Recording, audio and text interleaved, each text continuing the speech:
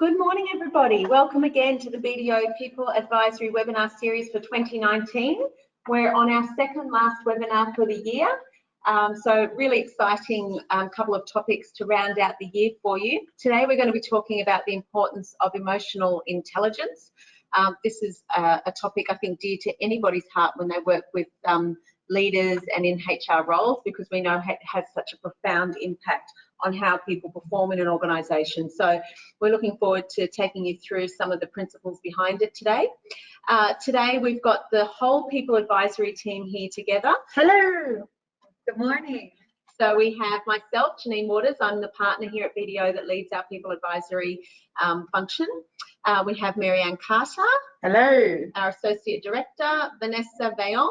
Good morning. Our Senior Manager, and Callie Mitchell, our Manager. Hello. Good morning.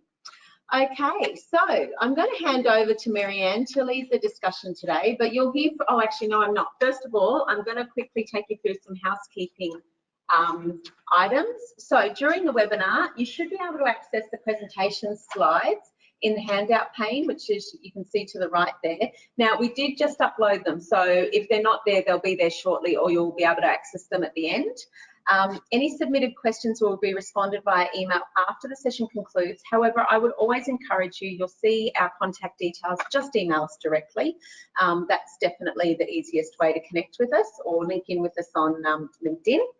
If you're experiencing technical difficulties, you can visit the site there, https://support.logmeininc.com, and then /go to webinar. After the webinar, you're going to get the presentation slides sent to you, a link to the recorded session so you can listen to it over and over and over again.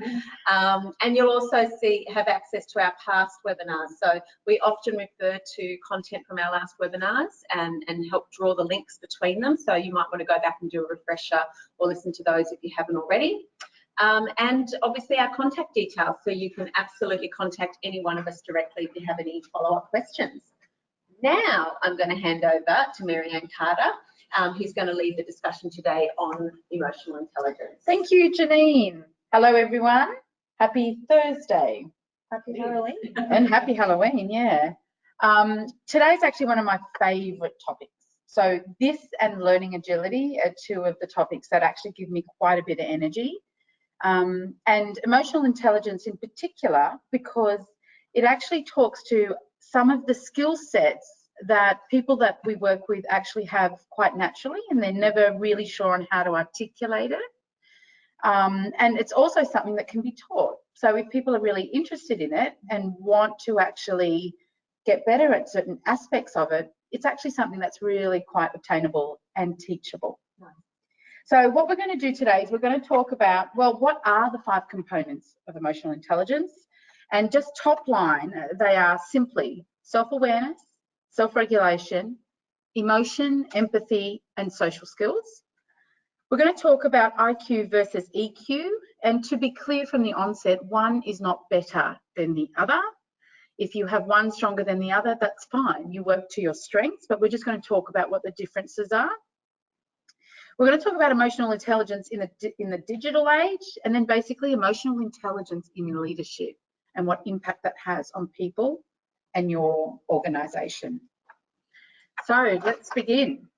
What is emotional intelligence and why is it so important? When you actually think about emotional intelligence, any research that you look at actually talks to the fact that this factor alone contributes to 58% of job performance. And when you actually look at high performers, the majority of high performance usually have a lot more emotional intelligence. Now, when you're looking at high performers, the way we are describing it, and as the research describes it, is people that specifically want to move up an organisation, not necessarily good at a specific task. So you could still be... Not about technical competence. That's right. It's about their ability to... Yeah, and read that organisation really, really well. So when we talk about that, I just want you to put those 2 things in your mind. So when you look at the 5 components of emotional intelligence, the very first thing, any leadership program you go to, any doctor that tries to help you with something, they all say the same thing, and that is the first step is self-awareness. Are you even aware of what your emotional stance is or what your emotional reaction is? Now, without this particular first step, it's not very helpful for you to then gain the other steps. Yeah. So let's think about this. Even if you think about a child. I was just going to say that it's one of those things where you can see a child will react to something and they'll melt down or they'll get really angry. I see anger a lot. Yeah. You know, my younger kids at the moment. And when you actually sit down and try to uncover what are you feeling, why are you feeling it, you might actually find that whilst they're exhibiting signs and they're saying that they're angry, when you actually uncover it, they might be quite hurt or upset about something. And they haven't actually for themselves registered what that true emotion is and why. So it's getting to that first before you can then start to deal with the behaviours that come from it. That's exactly right. And when you think about it, top line, self-awareness, it sounds really simple. Mm-hmm. But actually, just as you're breaking it down and explaining it, you begin to understand the components of it. Either I started to get short of breath, you need to be really aware of what's happening physically even to you.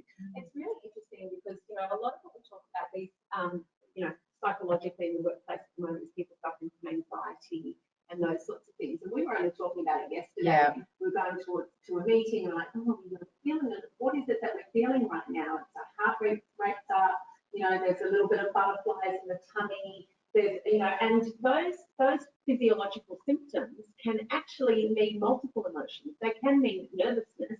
They can also mean excitement. That's right. And sometimes the way you actually attach A meaning, a meaning to the physiological symptoms can change then the way you act and deal with that emotion. That is so true and so very powerful.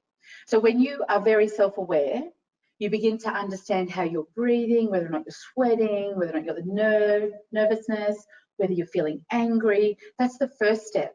Now, once you recognize those pieces, the next step is, are you actually able to self-regulate? Yeah. Okay, I'm feeling all this. What does it mean? Am I going to have a little bit of an explosion? Am I going to burst into tears? Am I going to be happy and laugh?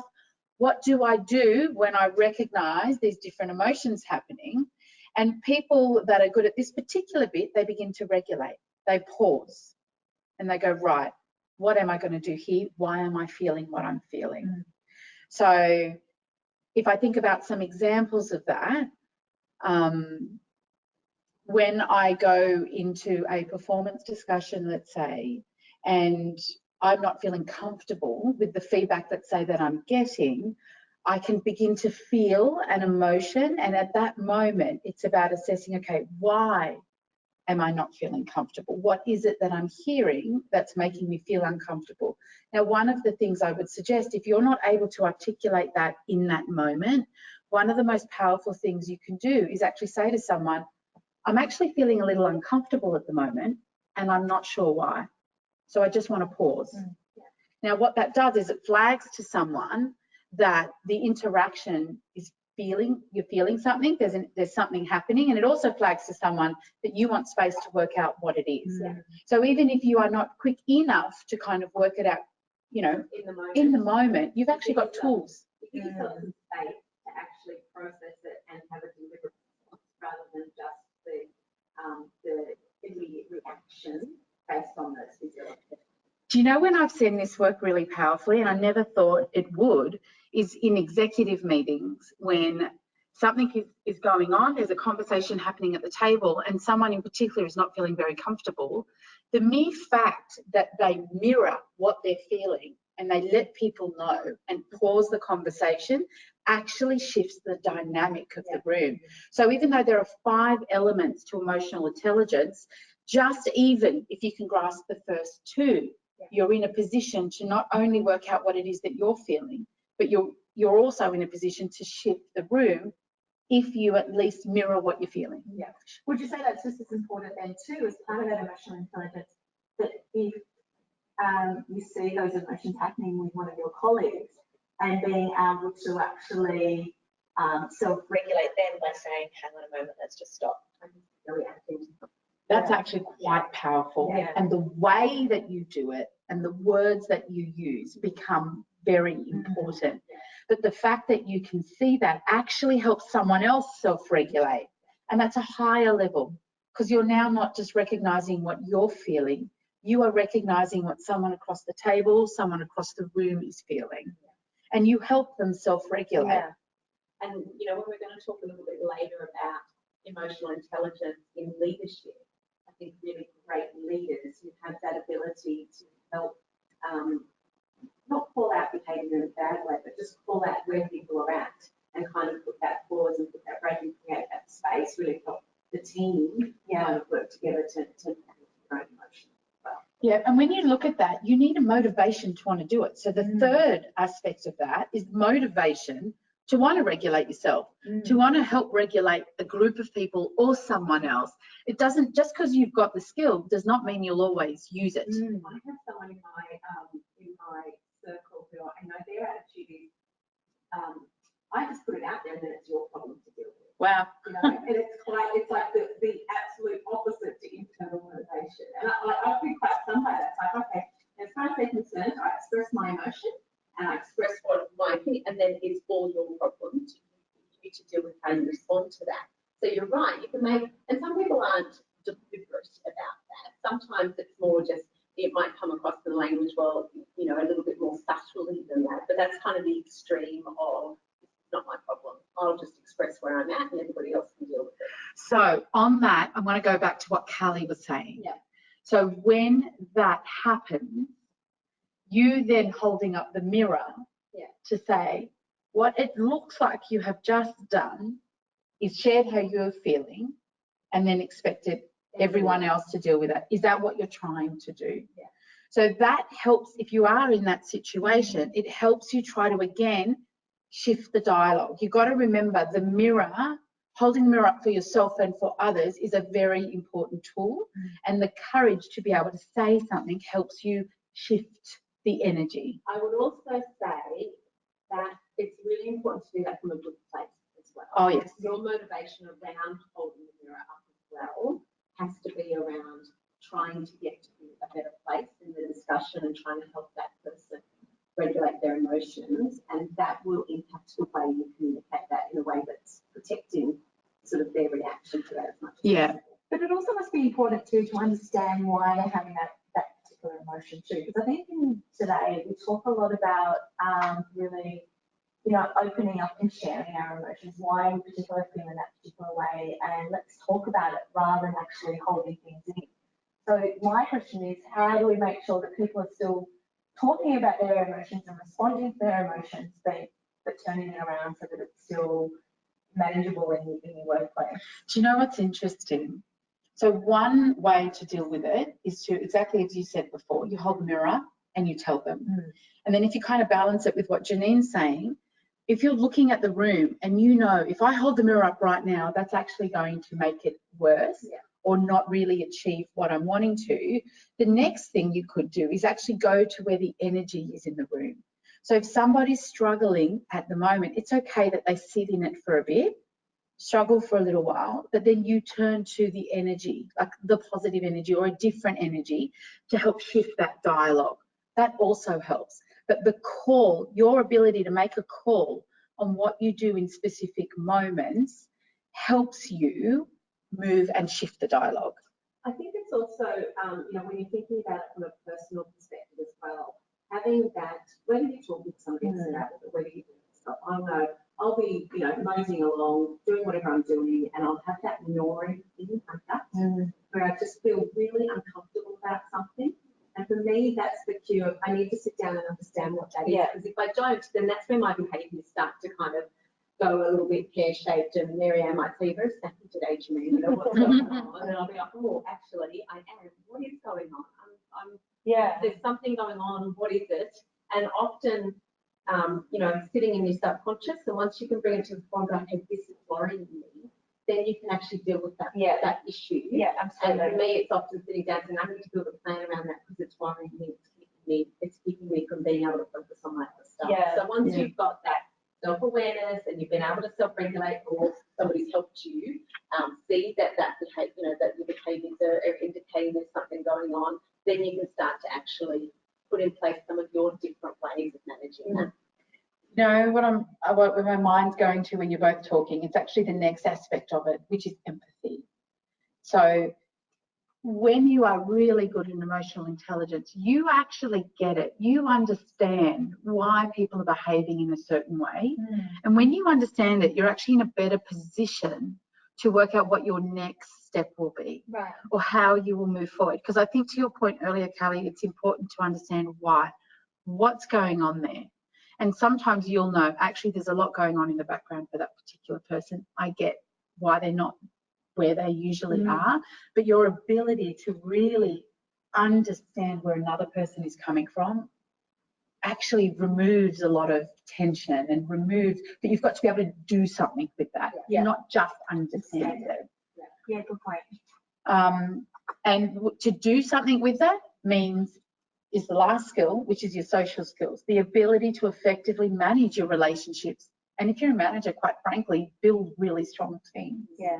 So your ability to understand where someone's coming from, knowing when to speak, knowing when to hold the mirror up, really regulate your emotions and even steer a conversation when you can feel, look, this is going to get a little heated, will actually help you build wonderful teams, really build strong relationships, because that trust factor really begins to increase. Yeah, and we talked a little bit about, this when we get to the side of things, that ability to build trust, that gives you an ability in an organisation to really shift, to grow, to make changes. When you are able to develop those connections with people, develop that trust, you are able to achieve so much more within that relationship, within that team, than you ever can if you don't have that emotional intelligence coming into play. It's interesting because, like, my son has tried out for quite a few soccer teams, not quite a few, one. And one of the areas he does is I'm going to say he's beautiful because he's my son. But he works really hard. He works really hard at trying to get technically right, trying to get there. And then you've got me, this little bird on the sideline going, yeah, that's great that you're working technically, but have you spoken to someone? Do they understand what you're trying to achieve? Have you spoken to them about the areas that you need to focus on? And the answer is no, Mum, I haven't. And I'm trying to get him to understand that when you're going for things in life, yes, IQ, technical skills is one part of it, but there's a whole other world to it. And while I feel like from a leadership perspective, I'm really good at coaching leaders on it, really good at holding them accountable, when it comes to my son, I find it really difficult to try to show him, you know, there's another piece here that you really got to try to click and try to get to understand. And I feel like I'm a broken record with it. I'm not getting very far, but that's okay. That was really interesting, actually.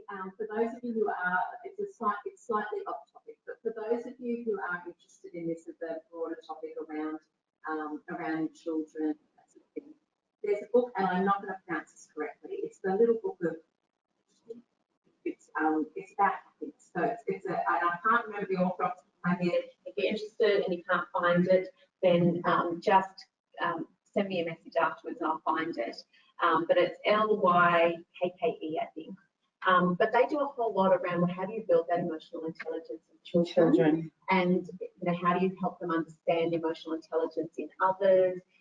That one quick activity that I'll tell you about, and then we'll move on, is they'll actually, watch a movie that your children love and that they know the movie really well, but watch it muted, and actually get them to talk to you about how can you understand what's going on in the storyline by reading the facial expressions of the people that are there. You can do those sorts of things as an adult too, if you kind of feel like, I just don't really read people very well. Doing those sorts of things to really, I love that. Hone your skill set around that. And you know what's interesting?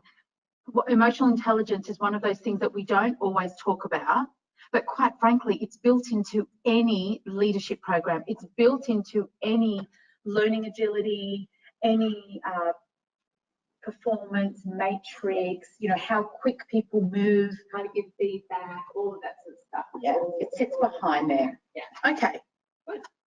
So what we spoke about earlier is that we're going to talk about what's the difference between IQ and EQ. Now, like I said before, one is not better than the other. They are just different things. Yeah. So if you were to look at the leadership programs that used to happen, like maybe 15, 20 years ago, the actual focus of it was on technical skills. Yeah. They were on making sure you promoted people from within that were technically brilliant. In today's day and age, that technical brilliance is still needed.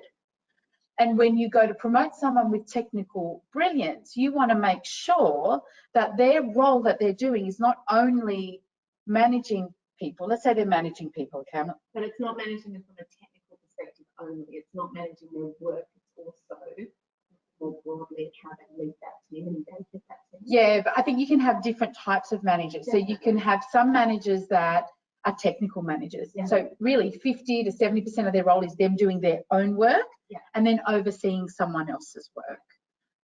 That is one type of manager, but that's really anchored in the fact that they are there from a technical perspective. Yeah. The minute you start getting wider spans, like 4 or 5 people, different technical areas that come under exactly, different technical areas, that IQ piece won't necessarily help that leader anymore. They need to shift gears and start looking at the EQ piece, because the people under them are going to come to them or not come to them, and they need to be able to really understand the landscape and how they can remove roadblocks for them. So here are some examples, for instance. So EQ actually stands for emotional quotient or emotional intelligence, and IQ is intelligence quotient. Intellectual. Yes. So when you look at it from a workplace perspective, when you're high on EQ, the things that you get is greater teamwork, greater leadership, successful relationships. You're about your service, what it is that you're delivering in terms of what the other person is expecting. There's a lot of collaboration that happens in this space. From an IQ perspective, the success is about really challenging tasks, really looking and analysing, connecting the dots that other people can't connect from a technical perspective.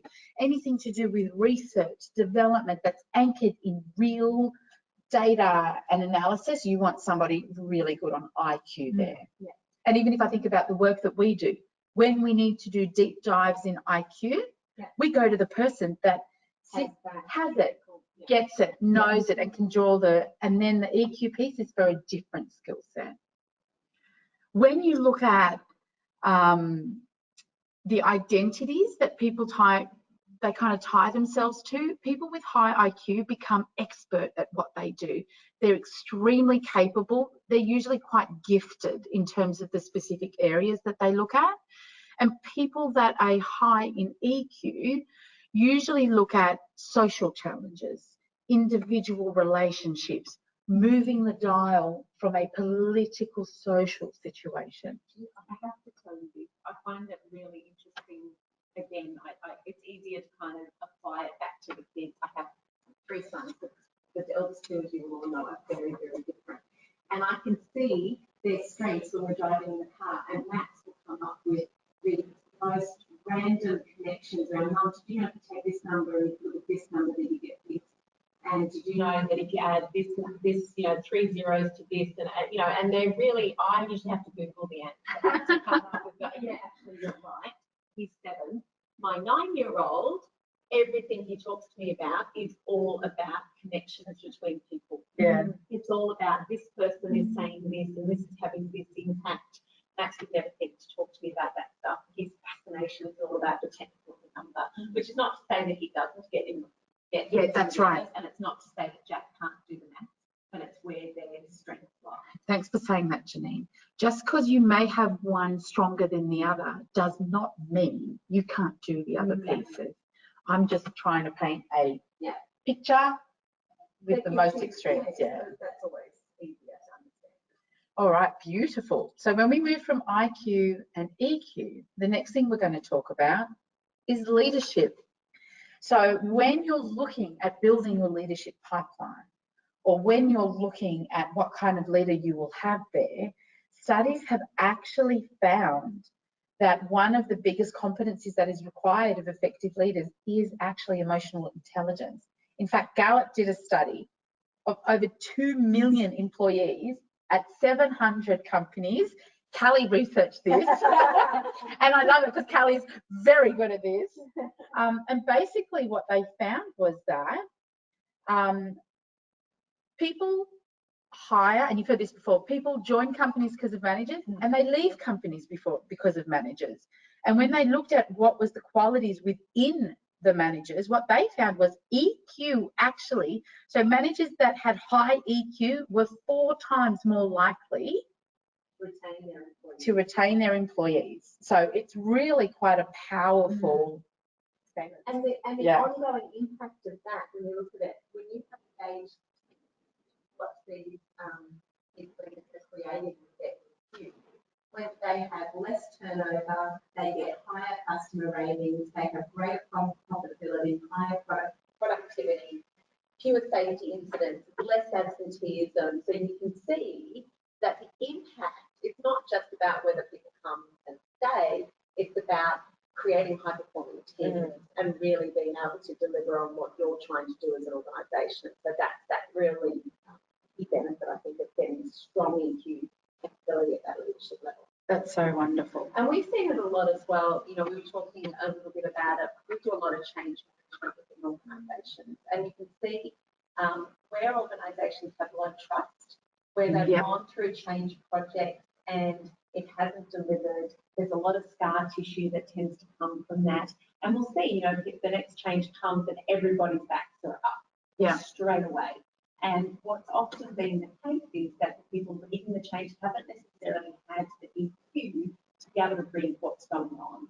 They haven't necessarily had the EQ to build the trust in the relationship, so that when things do go a little bit pear-shaped, there's still enough of that Enough in the bank to actually get people through it and go, yeah, that might not have felt as great as we wanted it to, but we trust that we're going to get to the right outcome. So you can see that, you know, yes, broadly around leadership, EQ is really important, but in a lot of the work that we do, we know when we work with leaders who have really high EQ, that we're going to find it so much easier to get businesses engaged behind them, because they'll read how things are going, they'll understand how to deliver a message, they'll understand when it's not going well, who they need to talk to help shift and grow that relationship. So I think the more experience I've had in a HR leadership role, the more I see that EQ is that key differentiator that really helps leaders be more successful. Yeah, I'm with you, Jenine. Okay, the last topic that we're going to really kind of hone in on in terms of EQ is the digital age. We all know we're automating all sorts of things. We've got processes, even recruitment processes, quite frankly, are being automated. You've got a list of questions that we're looking for, answer them a certain way, and the system will punch out whether or not I'm going to look at you in the next round. Or we've got systems that just read the resumes, they pick up the keywords, you end up on the top of my list. Or we've got psychometric tests that tell me I want people in this particular range. You go in, you fill it out, and if you're in the range, I look at you. If you're not, I don't even know you're there.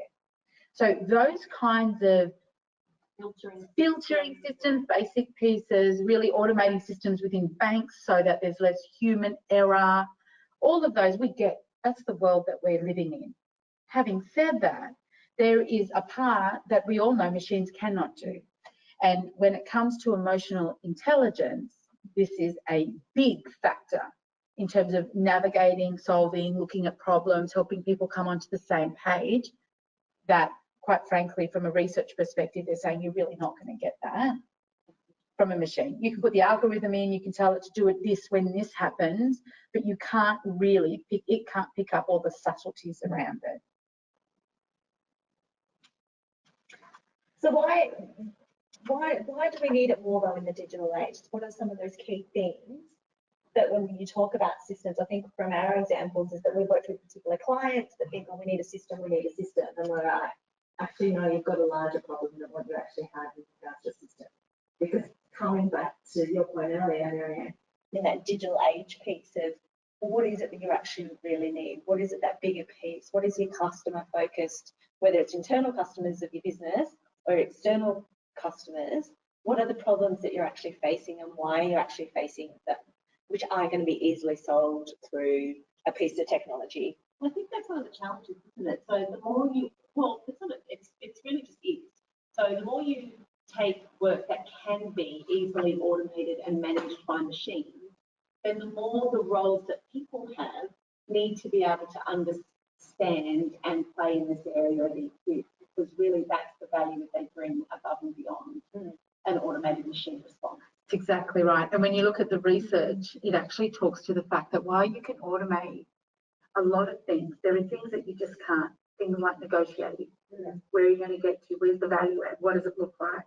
I will say I do quite like negotiating with the big lot. But it's also too like those emotions when you get a text message. I think we've all done it. You know, you get a piece of information and it's written a particular way, and you get it on your phone and you're like, wow, how dare they say that? I'm not doing that. I'm going to be doing this. And then you actually call them and have a conversation with it, and it's completely different to what you've actually interpreted it as too. Yeah. So that whole emotional intelligence piece around all the information that you've actually got isn't always the information that's being represented or intended the way you actually want it as well. When you have conflict management, you need emotional intelligence. No machine's going to come in and step in. When you need to actually collaborate and work across teams, you need emotional intelligence. Yes. And I do feel, you know, we go down this path of the digital age and we see more and more roles can be automated. All that does for me is shift where people are working. It doesn't change that you need great people. It just shifts the focus and means that they're working in the areas that I would see as the more value add, the areas in an organisation, and then EQ becomes. Some of the research actually talks to the fact that, quite frankly, you've got information accessible completely to your fingertips. Yeah. So, and your attention spans now, attention spans are getting really small. We're almost like fish. And Yeah, we're like, quick, now I need to look at my phone. This is yeah, going on too long. I need to look. So when you've got your moments and you're actually interacting with people, they're the moments that count. So your EQ and your ability to actually make your point, move it forward, actually becomes even more pivotal. Yeah. Because we talk about too about emotional intelligence, and Marianne, you mentioned it before that it's something that you can learn and something that you can constantly develop. So how do you actually do that? I think I'll jump in, and I don't think we can solve that discussion today. But things like what I was talking about before around watching movies and facial expressions and those sorts of things. Whilst that's a very simplistic thing, one of the best things I see around developing emotional intelligence is actually working with people who have it, who are really strong in it, and helping them coach you. I mean, one of the best coaches I have around emotional intelligence is Marianne. Thank you, Janine. So, you know, she'll even on the drive in this morning, Marianne and I carpool, and she's like, "Hey, Janine, last week, and I noticed this happened and this happened." And then all of a sudden I'm going back in and going, okay, why was I? How did that come out? Oh yeah, that was okay. It was nothing for good reason. So I was okay with how that came across. But you know, and that's a very silly, superficial example. But being able to surround yourself by people and tapping into them, going, they do that really well. Yeah. How can I learn off that? You know, coming out of a meeting and saying, right, that didn't work so well. Marianne, what did you think about that? How could I have redirected that energy in a different way? Those sorts of things, I think, are a really good starting point. Yeah. We probably have to do a whole other program there on how to develop. Yeah. EQ. And I might add just a couple of things, and then I'll pass it to you, beautiful Kelly. Some of the things that you look at, one of the rules I would say is you don't put yourself or anyone else on a pedestal. Because when you do that, you actually make judgments very, very early. And I have done this myself, and I look back on those moments in my life, and I really wish I hadn't done it because it took me down the wrong path. But when you don't put yourself or someone else on a pedestal, you are more likely to be in the moment and really watching what the interaction is doing. Like you are not just passing judgment, you are actually in the moment and looking. Another skill that I would say is just monitor yourself. Really know what triggers you. Look at your response. Like other people say all the time, oh, my partner told me I was, I'm abrupt with them. It's like, well, listen to that. Why would they say that? Really break it down and then try to understand what triggers it. Because the more aware you are of yourself, the more aware you will become of other people. It's just a wonderful skill to practice. And whenever, the number one rule is whenever you're feeling something, acknowledge that you're feeling something, even if it's not out loud, and pause. Just pause and try to work out, okay, what is going on here? It's all right to detach for a moment and work out what's happening. Yeah. And I love what Theodore Roosevelt said. No one cares how much you know until they know how much you care. Yeah. That brings out the empathy piece in it. I completely agree. And we see that every day in what we do. You know, fundamentally in this team, we can have all the technical capability in the world. Yeah. And we can have access to all the data in our clients, and we can go in and we can draw amazing, connections and things like that with that data and help them go forward. But we know that when a client connects with us and they really understand that we care about them and that we are working in a really high EQ way to help them resolve their problems, it has a completely different outcome. Yeah. And that's when you're going in and doing short pieces of work. When you're actually in a business for the long term, we know the impact that has. That's exactly right. So that concludes our discussion on emotional intelligence for today. Well, thank you for leading the talk, Marianne. I always love it when we're all in a room. I did do one a couple of months ago where it was just me. We didn't have the same sort of lovely chat. But again, guys, on this last slide here, you can see all of our contact details.